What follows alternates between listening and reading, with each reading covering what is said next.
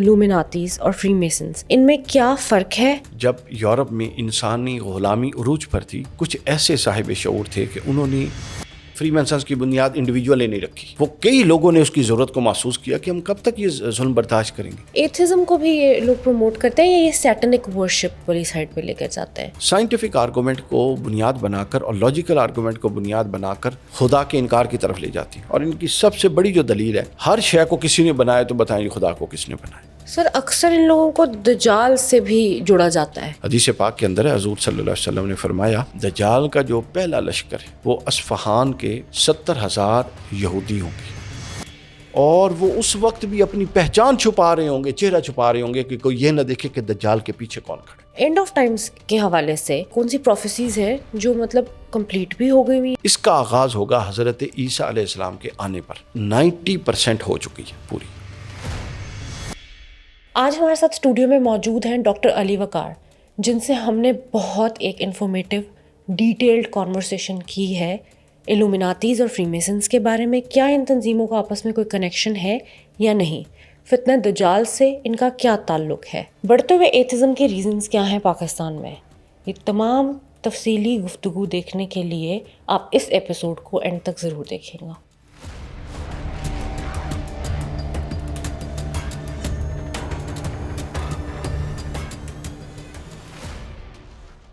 السلام علیکم سر. سب سے پہلے تو میں بہت شکر گزار ہوں آپ کی کہ آپ نے آج ہمیں جوائن کیا، اور میں امید کرتی ہوں کہ ہمیں بہت کچھ سیکھنے کو ملے گا. سر میرا پہلا سوال آپ سے یہ ہے کہ ہم اکثر ان تنظیموں کے بارے میں سنتے ہیں، ایلومیناتیز اور فری میسنز، ان میں کیا فرق ہے اور کیا یہ انٹر کنیکٹڈ ہے اور ہماری پورے سوسائٹل سسٹم کو کیسے یہ انفلوئنس کر رہی ہیں؟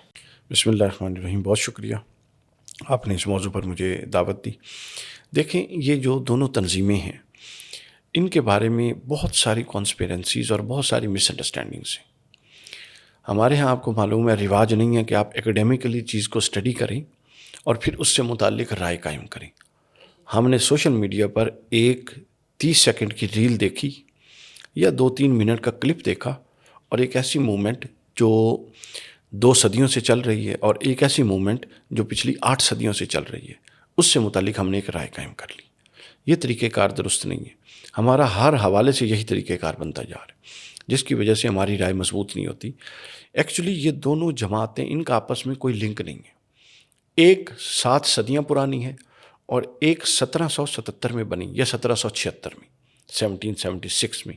ایلومیناٹی 1776 میں بنی، اور فری مینسن جو ہے وہ صدیاں پرانی ہے. کئیوں نے تو ڈیٹ نہیں لکھی، کئیوں نے لکھی جی 6 صدیاں پرانی ہے، جب یورپ میں ابھی تاریک زمانہ تھا اور یہ ڈیولپمنٹ نہیں ہوئی تھی، جس کو ڈارک ایجز کہتی ہیں.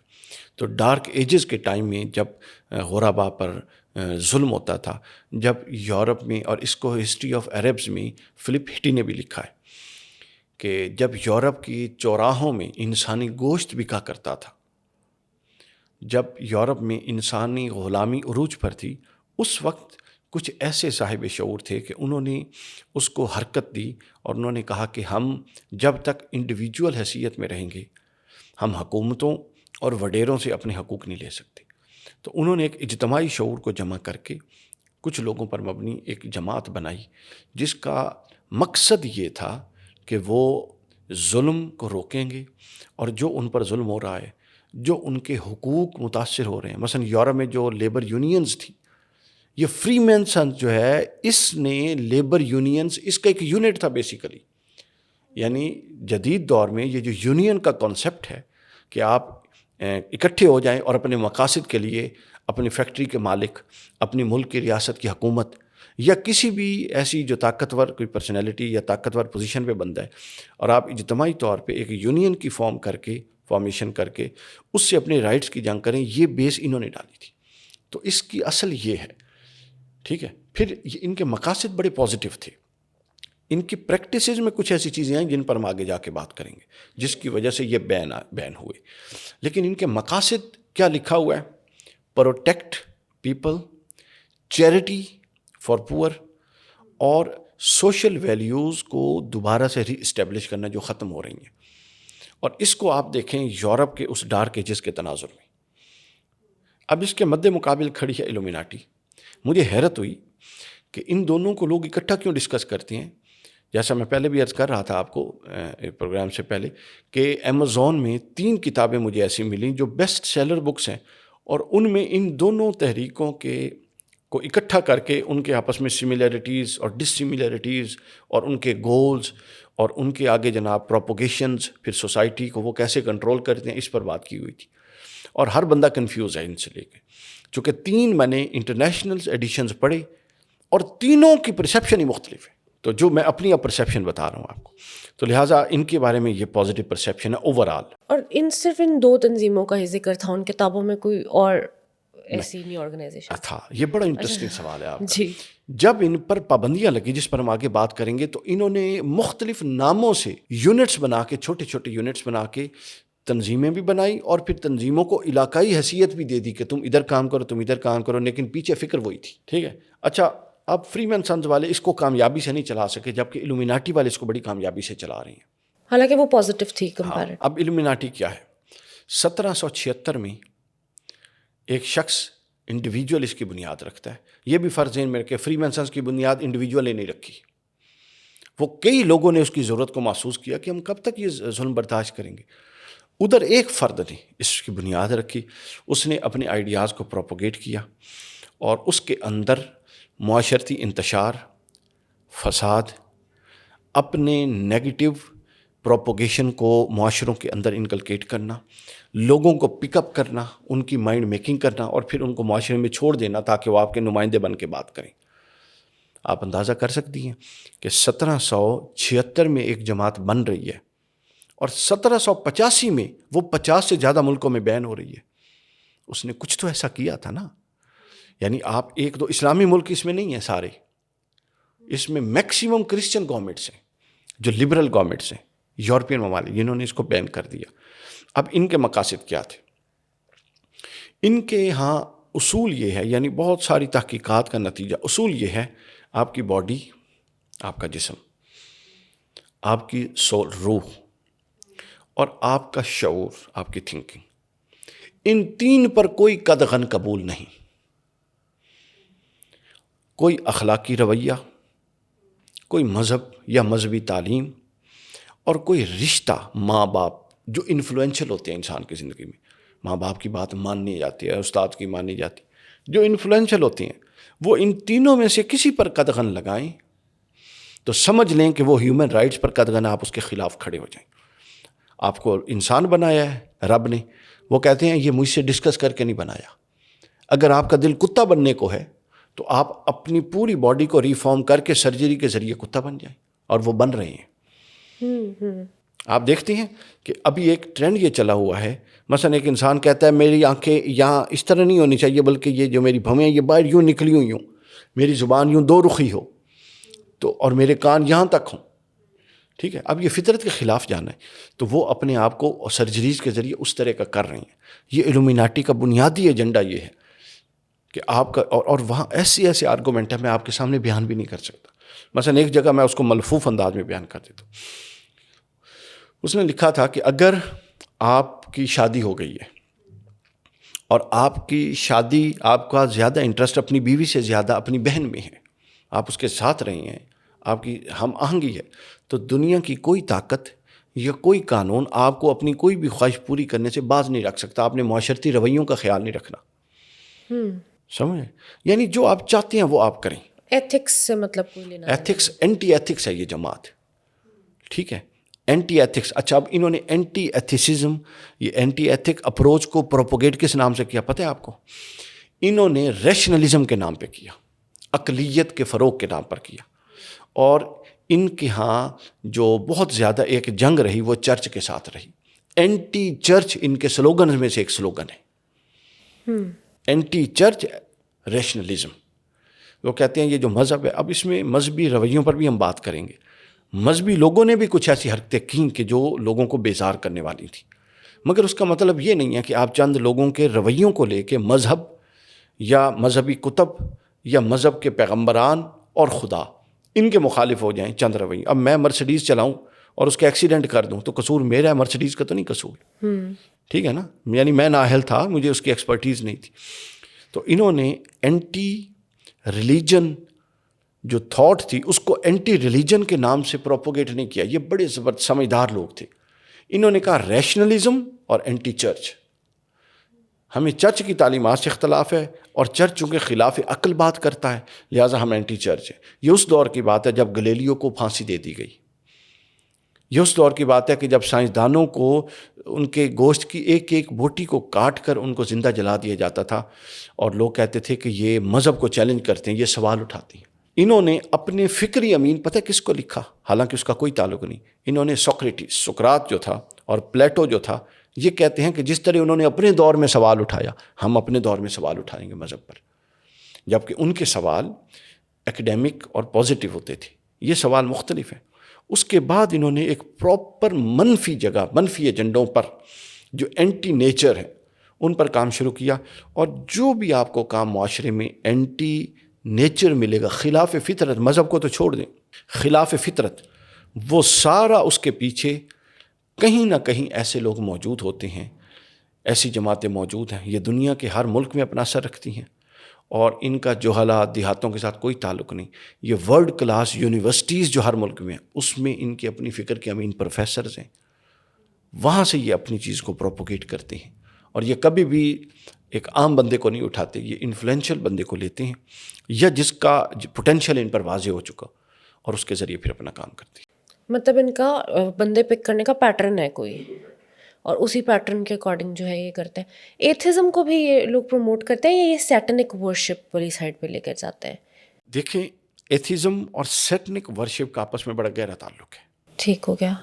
دیکھیں, آپ کو جب خدا بیزار کر دیا گیا نا, پھر آپ سے کچھ بھی کروایا جا سکتا ہے, کیونکہ انسان کی فطرت میں یہ بات موجود ہے کہ جب وہ پریشان ہو, جب وہ بیمار ہو, جب وہ اپنے آپ کو کمزور محسوس کرے تو وہ کسی بڑی طاقت کے آگے جھکے اور وہ سمجھے کہ ایک میرا طاقتور سہارا موجود ہے, وہ میرا پشت پناہ ہے, اور جب میں پھنس جاؤں گا اور سارے وسائل کمزور ہو جائیں گے اور میرے مددگار نہیں رہیں گے تو وہ میری مدد کرے گا.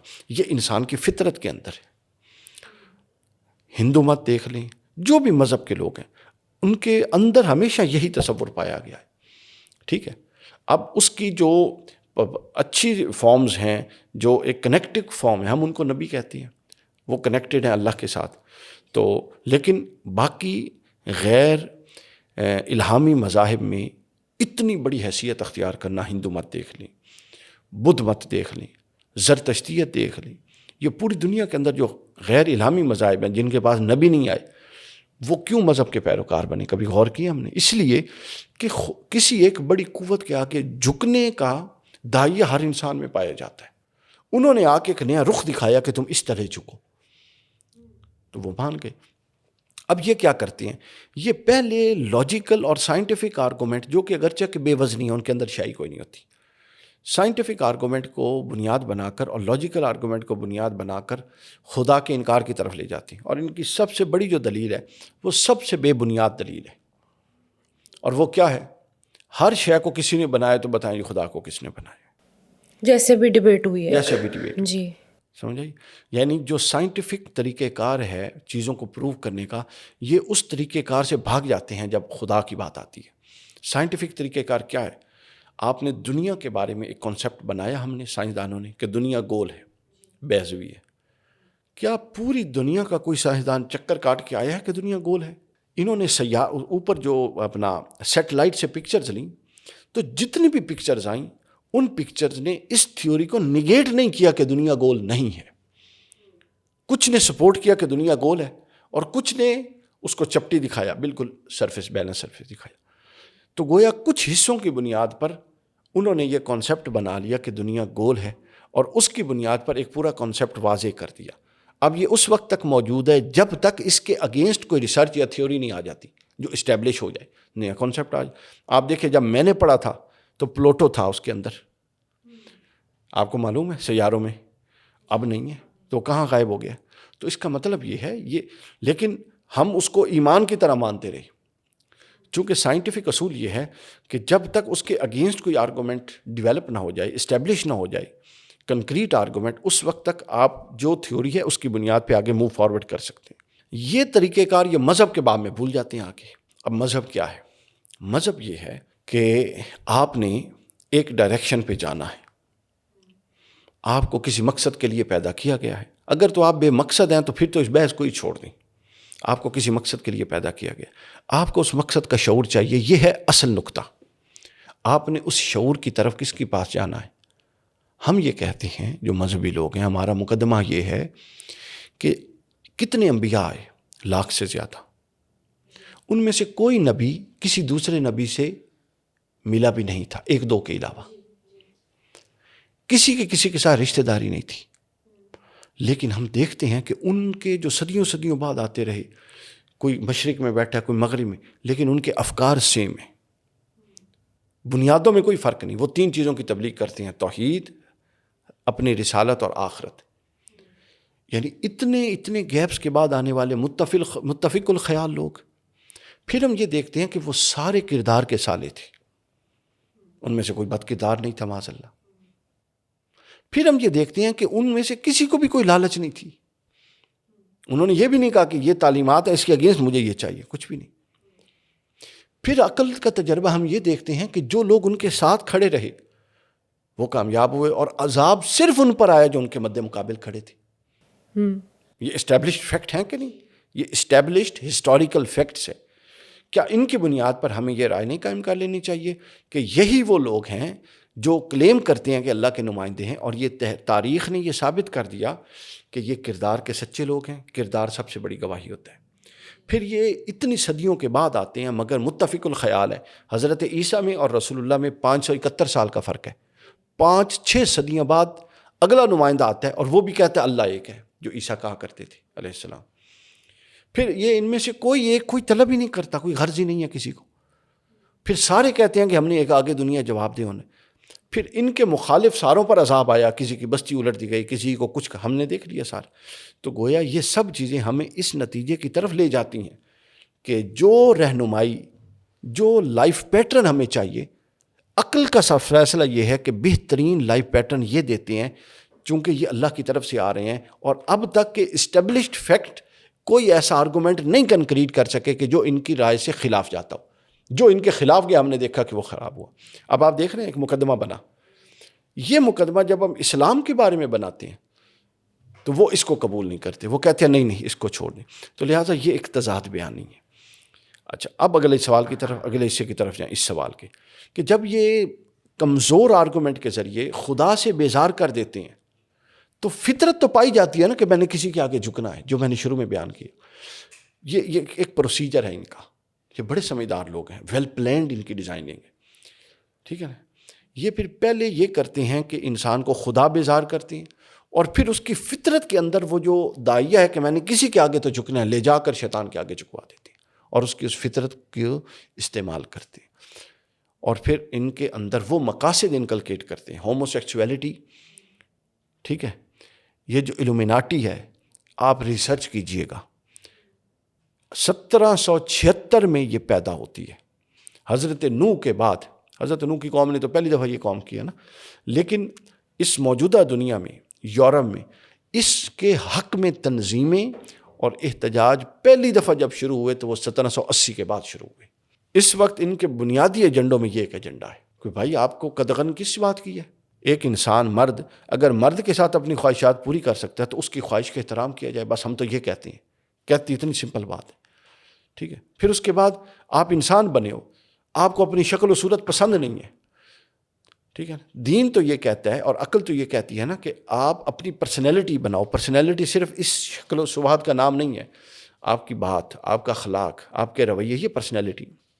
وہ کہتے ہیں کہ اگر آپ کو یہ شکل پسند نہیں ہے جو گاڈ نے بنا دی ہے تو لہٰذا آپ اپنی وہ شکل بنواؤ، آپ کا رائٹ ہے جو آپ چاہتے ہو. آپ کے وہ رشتے جو دنیا نے قائم کیے ہیں، ماں باپ کا، ٹھیک ہے، آپ کو یہ پسند نہیں ہے تو ان میں سے کسی رشتے کی آپ پر کوئی اوبلیگیشن نہیں ہے. گویا کہ یہ سوسائٹی کو توڑنا چاہتے ہیں، فساد برپا کرنا چاہتے ہیں، اور پھر اس کے نتیجے میں اپنے باطل افکار معاشرے میں ڈال رہے ہیں. اور یہی وہ لوگ ہیں جو اصلاً فساد پھیلانے والے ہیں زمین پر. سر، اکثر ان لوگوں کو دجال سے بھی جڑا جاتا ہے، اس کی کیا سگنیفیکنس ہے کہ واقعی میں ان کا کوئی تعلق ہے اس کے آنے میں، یا یہ کیا انہی کی خفیہ کوئی تنظیم ہے؟ آپ دیکھیں نا، یہ جو حرکتیں یہ کرتے ہیں، یہی تو سارے لوگ ہیں جو دجال کا لشکر ہوں گے. ٹھیک ہے نا, یہ دجال کا لشکر ہیں سارے کے سارے. حدیث پاک کے اندر ہے, حضور صلی اللہ علیہ وسلم نے فرمایا کہ دجال کا جو پہلا لشکر ہے, ٹھیک ہے, وہ اصفہان کے 70,000 یہودی ہوں گے جو موٹی چادر, جس طرح بڑی آج کل سردی ہے نا, تو بعض مرد جو چادر لیتے ہیں نا, وہ یوں اوپر چادر کر کے نا یوں کر لیتے, جس کو ہم پنجابی میں کہتے ہیں یہ نے بکل مار لی. اس حدیث کے اندر نقشہ کہ اس طرح کر کے آئیں گے, اور وہ اس وقت بھی اپنی پہچان چھپا رہے ہوں گے, چہرہ چھپا رہے ہوں گے کہ کوئی یہ نہ دیکھے کہ دجال کے پیچھے کون کھڑا ہے. آپ اس پوائنٹ پر غور کیجئے کہ ایک شخص دجال کے پیچھے کھڑا ہے, اس کو چہرہ چھپانے کی کیا ضرورت ہے کہ کوئی یہ نہ دیکھ لے کہ میں دجال کے پیچھے کھڑا ہوں. یہی الومیناٹی کا ہے کہ وہ جو کچھ کر رہے ہیں وہ سامنے آ کے نہیں کرتے, ہمیشہ ان کے سیکرٹ گولز ہیں, سیکرٹلی یہ لوگوں کے ساتھ اپروچ کرتی ہیں, سیکرٹلی یہ آرگنائزیشنز کے ساتھ کنیکٹ ہوتی ہیں, سیکرٹلی یہ یونیورسٹیز اور کالجز میں اپنے بندے, اپنی فکر کے بندے پلانٹ کرتے ہیں, اور وہ دیکھتے ہیں کہ جو زیادہ آزاد خیال نوجوان ہیں اور امیچور لڑکے ہیں, ابھی خواہشات ان کے سر پہ چڑھی ہوئی ہیں, ان کو پکڑتے ہیں, ان کو اپنے مقاصد کے لیے استعمال کرتے ہیں, پھر ان کو فائنینشیل سپورٹ کرتے ہیں اور ان کو اپنے مقاصد کے لیے آگے استعمال کرتے ہیں, بے راہ روی کو فروغ دیتے ہیں. ٹھیک ہے, اور یہ وہ لشکر ہے جو دجال کے ساتھ کھڑا ہوگا. دجال کے ساتھ آسمان سے تو کسی نے نہیں اترنا, یا زمین سے تو کسی نے نہیں نکلنا. انہی لوگوں میں سے دو حصے ہونے ہیں نا, ایک امام مہدی علیہ السلام کے ساتھ اور ایک دجال کے ساتھ. تو لہٰذا دجال کے ساتھ کھڑے ہونے والے اپنے دور کے باطل پرست ہوں گے, اور یہ سب اسی طرف لے کے جا رہے ہیں. تو سر سسٹم میں مطلب بہت گرپ ہے گہری ان کی, اور کافی چیزوں کو ہر جگہ مطلب پلانٹڈ بھی لوگ ہیں, اور کافی چیزوں کو یہ اپنے مطابق مینیپولیٹ بھی کرتے ہیں اور چلاتے بھی ہیں. تو یہ ایک اسٹیبلش ہو گیا فیکٹ. اینڈ آف ٹائمس کے حوالے سے ابھی آپ کیا صورتحال دیکھتے ہیں؟ کون سی پروفیسیز ہیں جو مطلب کمپلیٹ بھی ہو گئی ہوئی ہیں, اور کون سی بہت آپ کہہ لیں کہ ابھی آنے والے وقتوں میں ہم دیکھیں گے؟ دو طرح کی ہیں اینڈ آف ٹائمز کے حوالے سے نا. کچھ ایسی ہوتی ہیں جن کو ہم کہتے ہیں علامات صغریٰ, چھوٹی علامات, اور کچھ ایسی ہیں جس کو کہتے ہیں علامات کبریٰ, بڑی علامات. جو بڑی ہیں ان میں سے کوئی ایک بھی ابھی نہیں شروع ہوئی. بڑی کا آغاز ہوگا امام مہدی علیہ السلام کے آنے پر, ان کے ظہور پر. امام مہدی علیہ السلام کے بعد دجال ظاہر ہوگا. دجال کے بعد حضرت عیسیٰ علیہ السلام آئیں گے. حضرت عیسیٰ علیہ السلام کے بعد یاجوج ماجوج آئیں گے. یاجوج ماجوج کے بعد دابت الارض, ایک جانور نکلے گا زمین کے اندر سے, اس کے ہاتھ میں, ایک ہاتھ میں حضرت موسیٰ کا عصا ہوگا اور دوسرے ہاتھ میں حضرت سلیمان کی انگوٹھی ہوگی. وہ اس وقت زمین پر موجود ہر شخص سے ملے گا, جس کو وہ عصا لگائے گا وہ چمک جائے گا, وہ مومن ہوگا, اور جو منافق یا کافر ہوگا اس کو وہ انگوٹھی یہاں پر لگائے گا اور کافر لکھا جائے گا. پھر دابت الارض کے بعد ایک الدخان, دھواں آئے گا. پھر اس دھوئیں کے بعد اپنا سورج مشرق کے بجائے مغرب سے نکلے گا. پھر گنبد خضرا زمین سے اٹھا لیا جائے گا. پھر قرآن زمین سے اٹھا لیا جائے گا, اور پھر اس کے بعد قیامت برپا ہوگی. یہ ہے 11 علامات ہیں, علامات کبریٰ. اس کا آغاز ہوگا حضرت عیسیٰ علیہ السلام کے آنے پر. جو علامات صغریٰ ہیں وہ 100 کے قریب ہیں. اس میں میکسیمم, یعنی اگر آپ مجھ سے اسٹیمیٹ پوچھیں نا, تو 90% ہو چکی ہیں پوری, 90%. بلکہ احادیث کی روشنی میں دیکھیں تو پہلی علامت حضور صلی اللہ علیہ وسلم کی وفات تھی. حضور کی وفات تھی. یعنی ابھی معراج گزری ہے. معراج کے حوالے سے آپ کو بتاؤں کہ حضور صلی اللہ علیہ وسلم جب حضرت جبرائیل کے ساتھ حضرت ام ہانی کے گھر سے صحن کعبہ سے بیت المقدس کی طرف گئے معراج اس پر براق پر, تو بیت المقدس سے پہلے حضور علیہ السلام نے 3 چیزیں دیکھی. ایک دیکھی, ایک بوڑھی کھڑی ہے, بوڑھی خاتون. پھر دیکھا ایک مرد کھڑا ہے, اور پھر دیکھا چند لوگ کھڑے ہیں روشن چہروں والے. تو جبرائیل سے پوچھا, جبرائیل نے بتایا یہ جو بوڑھی تھی یہ دنیا تھی, اور اس کا بوڑھا ہونا آپ کو بتا رہا ہے کہ جتنی آپ کے اندازے میں اس کی عمر ہوگی, یعنی مرنے والی ہے بوڑھی, اتنی ہی دنیا کی عمر ہے, دنیا بھی ختم ہونے والی ہے. سمجھیں؟ تو لہٰذا دنیا, یہ حضور کی وفات ایک پہلی نشانی تھی علامات صغریٰ میں. پھر اور ایک نشانی یہ ہے کہ وقت کے اندر سے برکت اٹھا لی جائے گی.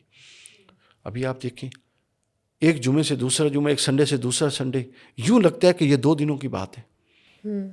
ڈسٹریکشنز اتنی کریٹ کرتی ہیں نا. کتنا آپ دیکھیں, یعنی 1 سال پہلے گزرتا تھا اور گزرتا ہی نہیں تھا, اب 1 سال یوں گزرتا ہے کہ پتہ ہی نہیں لگتا کیا ہو رہا ہے. پھر دوسری علامت آپ ذرا غور کیجیے، یعنی یہ وہ علامات ہیں جن میں سے ہم سب اس کے عینی شاہد، یعنی ہم اس کو بھگت رہے ہیں اور دیکھ رہے ہیں۔ دوسرا فرمایا کہ مال کی کثرت ہوگی مگر ہر جگہ عدم اطمینان ہوگا۔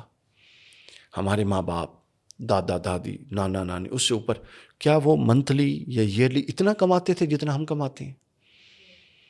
ہم تو اس کے ملٹیپلز میں چلے گئے ہیں، لیکن جو ان کی زندگیوں میں سکون اور اطمینان اور پیورٹی تھی، کیا اب وہ رہ گئی ہے؟ وہ نہیں رہ گئی۔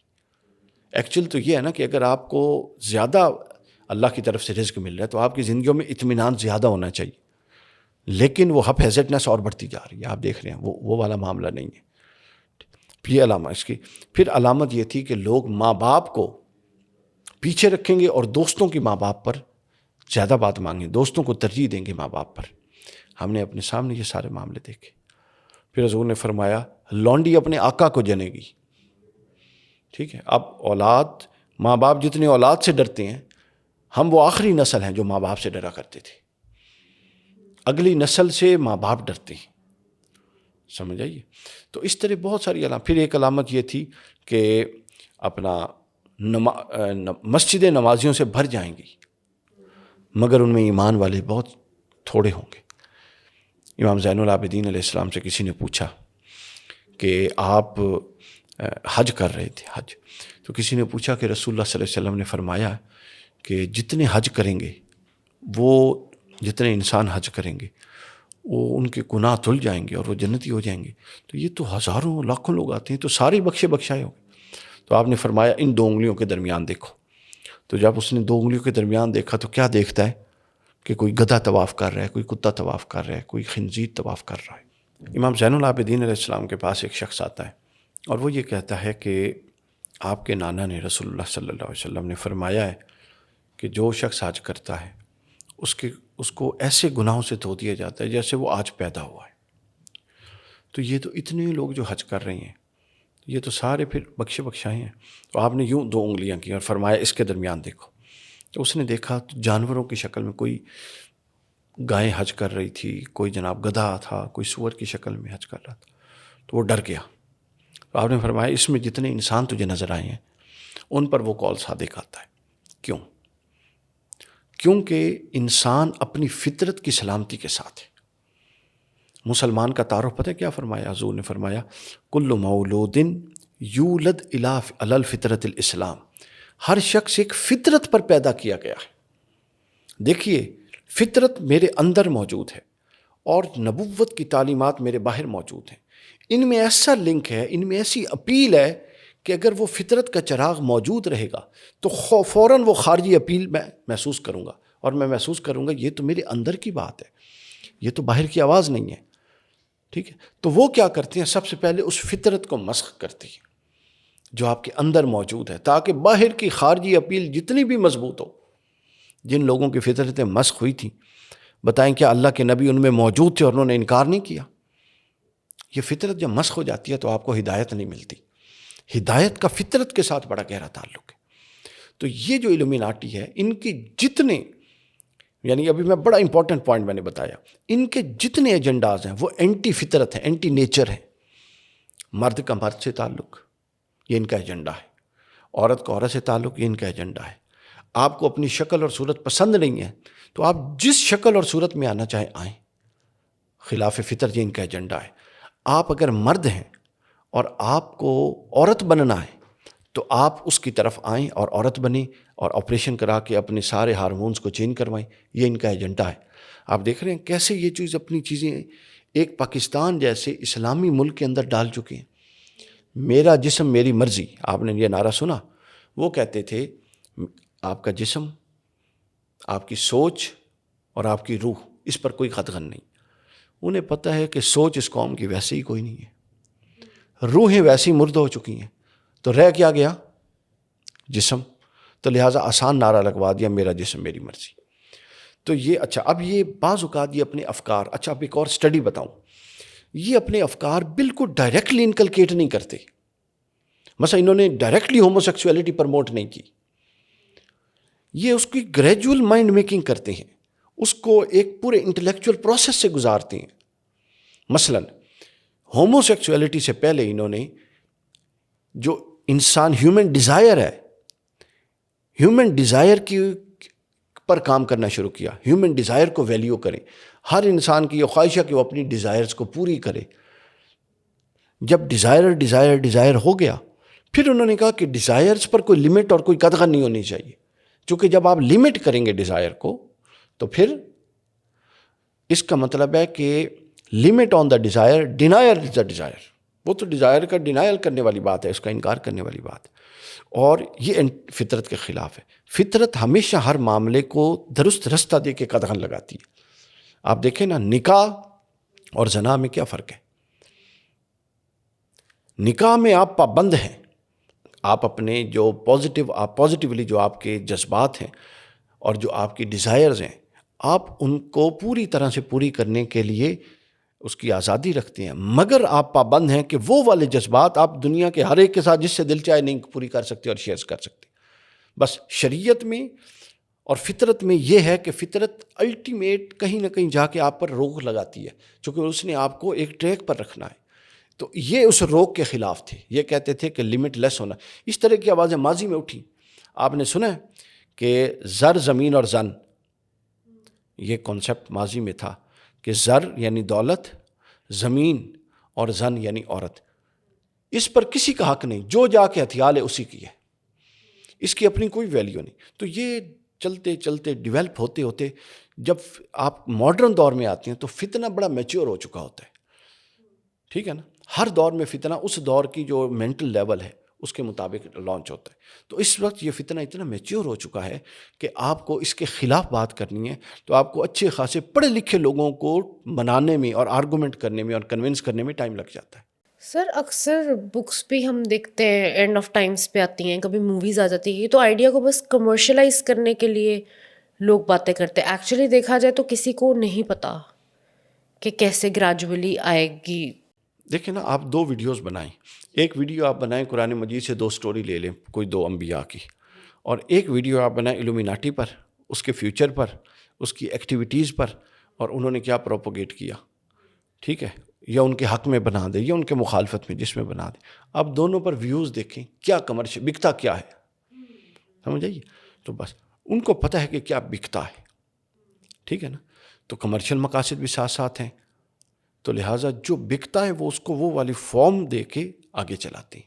ایک آخری سوال میرا آپ سے یہ ہے کہ اتنے چیلنجنگ دور میں ہم ان فتنوں سے بچنے کے لیے کیا کر سکتے ہیں اپنے آپ کو اسپرچولی اسٹرانگ رکھنے کے لیے؟ آپ کے پاس اللہ کا کلام موجود ہے.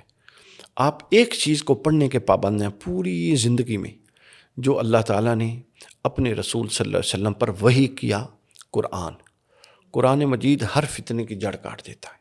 ہمارا مسئلہ یہ ہے کہ ہم دنیا کی ہر کتاب اور دنیا کی ہر شے اور ہر علم پڑھ دیتے ہیں، لیکن قرآن کو ہمارے اچھے خاصے پڑھے لکھے لوگ زندگی میں ایک بار بھی ترجمے سے نہیں پڑھتے. ہمارا دین کیا؟ اب یہ فتنہ داخل کیوں ہوا؟ اب ایک کمرہ ہے نا، یا یہ ایک کپ ہے، اس کے اندر ایک لیمیٹڈ سپیس ہے. جب یہ بھرا ہوا ہوگا تو اس میں کوئی اور چیز داخل ہو سکے گی. جب آپ اس میں سپیس ڈالیں گے تو کوئی بھی چیز اس میں داخل ہو سکتی ہے. لیک آف انڈرسٹینڈنگ جب ہوگی، نہیں جب سمجھیں گے. آپ کا دل بھرا ہوا ہی نہیں ہے اپنے ایمان سے، آپ کانفیڈنٹ ہی نہیں ہیں اپنے آرگومنٹ پر. کانفیڈنٹ ہو نہیں سکتے، کیونکہ اگر ہم انٹرپریٹیشن ہی نہیں پڑھیں گے تو ہم کانفیڈنٹ کیسے ہوں گے؟ آپ کا انٹرسٹ ہی نہیں ہے اس کے، آپ لیتے ہی نہیں. تو جب خالی اس طرح کا میدان ملے گا تو کوئی بھی فتنہ اس میں آ کے آرام سے ٹھہر جائے گا. تو لہٰذا خالی میدان کن کو نہیں ملتا؟ جو ریسرچرز ہوتے ہیں، جو سچائی کے طلبگار ہوتے ہیں، اور سچائی کی تلاش کے لیے آپ قرآن مجید کو پڑھیں. ٹھیک ہے، اور آپ دیکھیں کہ قرآن آپ کا کیا ٹریک سیٹ کرتا ہے. قرآن خارجی ہدایت ہے، وہی ہے، اور داخلی ہدایت فطرت موجود ہے. آپ نے صرف چل کے قرآن کو پڑھنے کی محنت گوارا کرنی ہے. اس نے اپنی وہ باہر کا چراغ اور اندر کے چراغ کا لنک، یہ قرآن کا اپنا کام ہے بنانا. وہ ایسا بنائے گا کہ آپ کا دل گواہی دے گا کہ اب میں ہدایت پر پہنچ گیا. آپ کو پھر کسی سے پوچھنے کی ضرورت نہیں ہے. ٹھیک ہے نا، چونکہ یہاں بہت سارے مرنے ہیں، ایک مرنا نہیں ہے. آپ کسی کے پاس جائیں گے تو وہ اپنے مسلک کی بات کر کے آپ کو اس ٹریک سے ہی ہٹا دے گا. یعنی ایک تو مسلک ایسا ہے، وہ کہے گا جی قرآن خود پڑھنا ہی نہیں، تسی علماء کو پڑھو جا کے. حیرت کی بات ہے. یعنی جو کتاب میرے رب نے میرے رسول پر نازل کی اور وہ میرے لیے ہے، اس کو میں نہیں پڑھ سکتا. اتنا کانفیڈنس نہیں ہے ان لوگوں کو. یہ جب سے مسلک کی دکانیں بنی نا, ایک بات بتاؤں آپ کو, فتنہ الومیناٹی ہی صرف خطرناک نہیں ہے, فتنہ مسالک بھی بہت خطرناک ہے.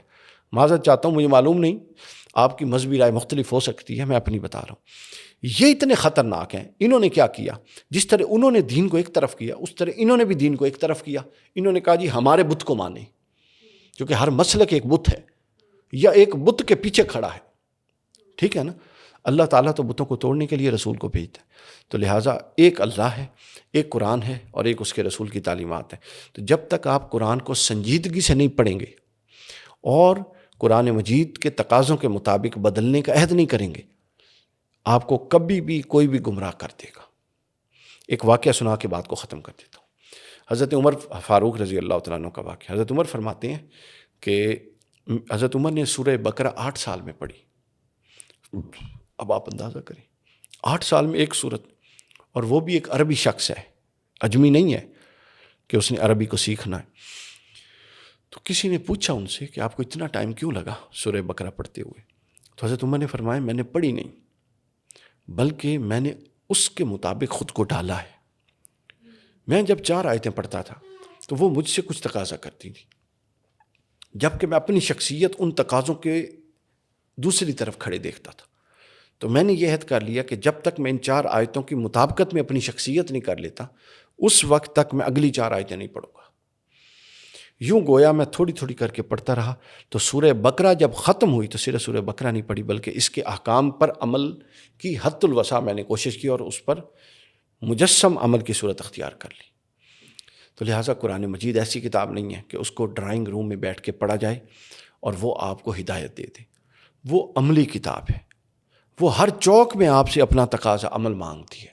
وہ ہر فیصلہ کرتے ہوئے آپ کو اپنے تقاضے سامنے رکھتی ہے. آپ کسی سے محبت کرتی ہیں, وہ محبت کے لیے حدود اور قیود آپ کے سامنے رکھتی ہے. آپ کسی سے نفرت کرتے ہیں, وہ نفرت کے لیے حدود اور قیود آپ کے سامنے رکھتی ہے. تو جب آپ اس کو عملی زندگی سے نکال دیں گے اور ثوابی کتاب بنا دیں گے تو پھر نتیجتاً یہ ہوگا کہ آپ کا پورا باطن خالی ہے, کوئی بھی گمراہی اس کے اندر آ سکے گی. تو جب تک جہاں قرآن نہیں ہوگا وہاں گمراہی ہوگی, اور جہاں قرآن ہوگا وہاں گمراہی نہیں آ سکتی. یہی پیغام ہے ہمارے سامعین کے لیے کہ قرآن مجید سے تعلق کو مضبوط کریں. اس کے لیے میں کافی سارا کام کر رہا ہوں. میری ابھی ایک کتاب چھپی ہے 365 پرنسپلز آف قرآن. قرآن کے 365 اصول سال کے 365 دنوں کی مناسبت سے پریکٹیکل پرنسپلز, یعنی ڈیلی ایک اگر کوئی پڑھے, وہ 1.5 صفحے کا, 1 صفحے کا, 2 صفحے کا, بس ڈیلی کوئی ایک پڑھے, وہ پریکٹیکلی قرآن سے کنیکٹ ہو جائے گا. پریکٹیکل چیزیں, یعنی اس کے اندر وہ مسلکی جھگڑے فقہی بحثیں کچھ بھی نہیں ہیں. پھر اگلی کتاب چھپی ہے پیغام قرآن, پہلے پارہ. اس کے اندر کیا ہے, ہر رکوع کے اندر جو میسج ہے, یعنی وہ میسج جو میری ذات, میری سوسائٹی یا میری فیملی کے لیے, وہ کیا ہے. کچھ تو کہتا ہوگا نا قرآن.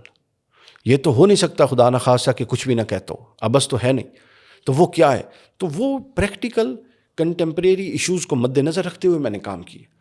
تو اس کو بھی دیکھا جا سکتا ہے. اس کے علاوہ ایک ماڈرن اپروچ کے ساتھ قرآن مجید کو پڑھیں, ٹرانسلیشن کے ساتھ پڑھیں, خالی پڑھنا نہیں ہے, سمجھیں کہ وہ آپ سے کیا کہہ رہے.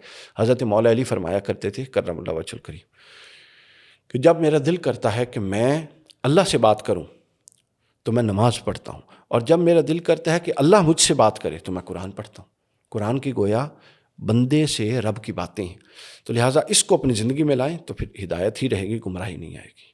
سر بہت بہت شکریہ آپ کا وقت دینے کا اور ہمیں اتنی زیادہ انفارمیشن دینے کا. آج کا یہ پوڈ کاسٹ میرے لیے بہت انفارمیٹیو تھا. میں امید کرتی ہوں کہ آپ کے لیے بھی بہت انفارمیٹیو ہوگا. اپنی رائے کا اظہار کامنٹ سیکشن میں ضرور کیجیے.